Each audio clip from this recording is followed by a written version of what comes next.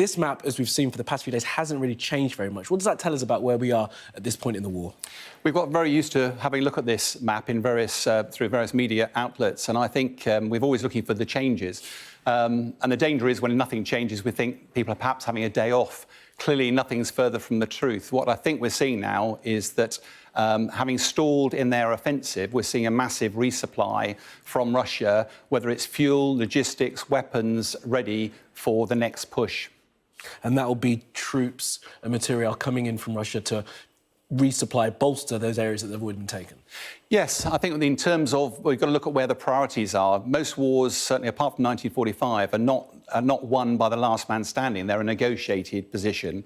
I think we're seeing the glimmer at the moment of the potential for a negotiated solution. But of course, both sides will want to be as strong as possible for that. And Putin undoubtedly will want to take as much ground as he can before that negotiated. So he's got the strongest hand possible to negotiate any ceasefire. And with this map seeming to be a bit static for the past few days, what does that tell us about Ukrainian defence at this point, do you think? I think they've been doing a truly outstanding job. I mean, they've been overmatched by numbers and in terms of equipment. And it's not just the military. The military and the civilian population have been doing a truly outstanding job of bravery and courage of resisting. But not only resisting, I think we're seeing the odd examples of counterattacks as well happening. And although tactically they may have little impact on the overall outcome of the war, trust me, as an offence, it's very startling if your enemy now starts to take the initiative, because if you're purely defensive, you leave all the initiative with the offence.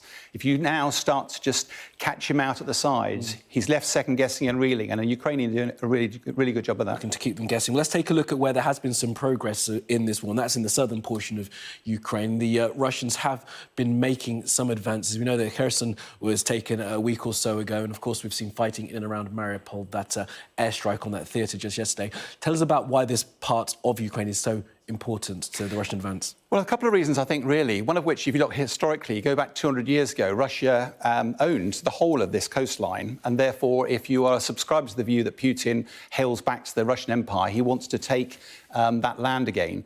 But also, from a more tactical perspective, Putin owns the Crimea down to the south. He also got Mother Russia to the east. Having a land bridge that links those two for resupply is really important. And, of course, Mariúpol is the sort of sore in that whole strategy, and therefore that's undoubtedly going to be one of his priorities. Meanwhile, the Russian siege of the southern port city of Mariúpol continues, and now the Russian forces have hit a theatre where hundreds of people were taking shelter.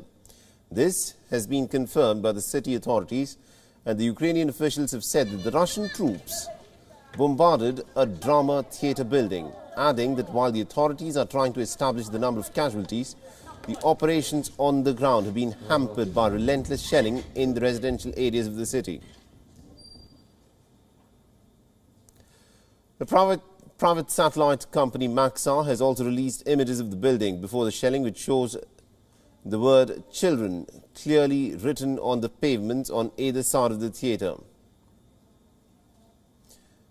And this has been written in the Russian language to warn the forces that hundreds, including many children, were seeking shelter in the building.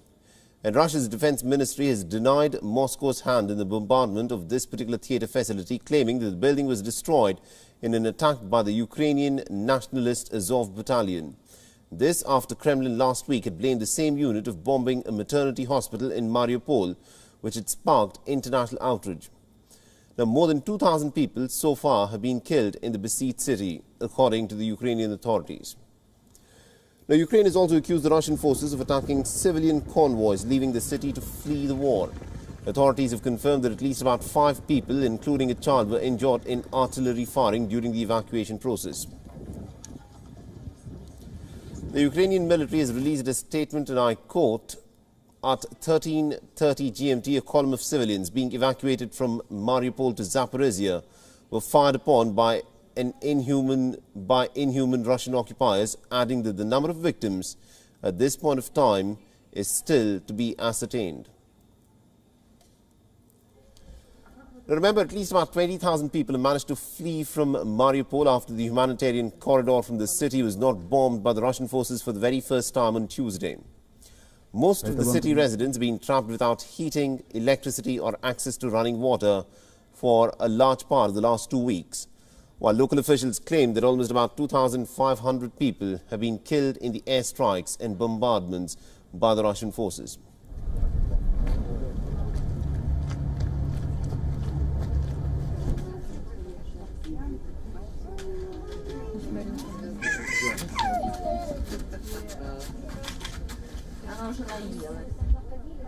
Помогите Мариуполю! Убивают детей, женщин, больницы переполнены. Мы все здесь на что? А это ж я не могу понять, это геноцид?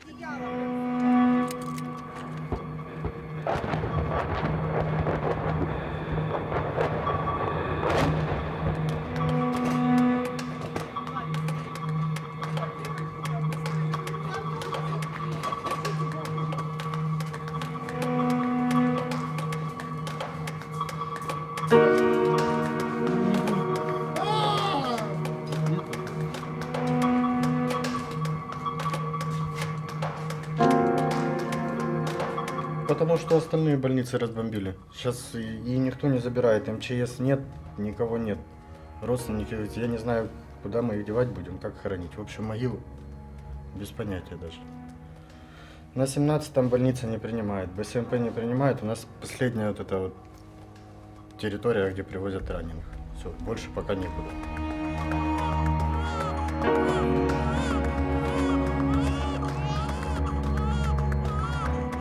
Да посмотрите, вот лежат дети накрытые, чтобы стекла, потому что там мы были, здание разрушилось, и все полетело на нас, мы оттуда детей выносили просто. Смотрите, вот эта аппаратура перестанет работать, и все.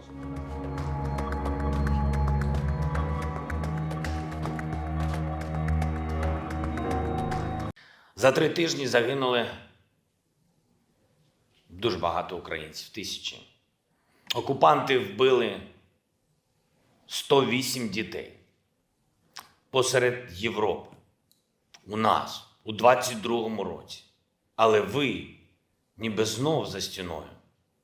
Так, не берлінською, але посеред Європи, між свободою і неволею. І стіна ця міцніше з кожною бомбою, яка падає на нашу землю, на Україну. З кожним рішенням, яке не приймається заради миру, не приймається.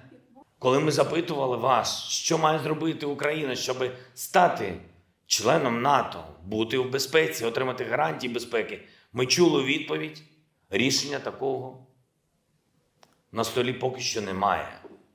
І найближчим часом не буде. Нам складно вистояти без допомоги світу, без вашої допомоги. Складно захищати Україну, Європу, без того, що ви здатні зробити, щоб не озиратись ще й після цієї війни.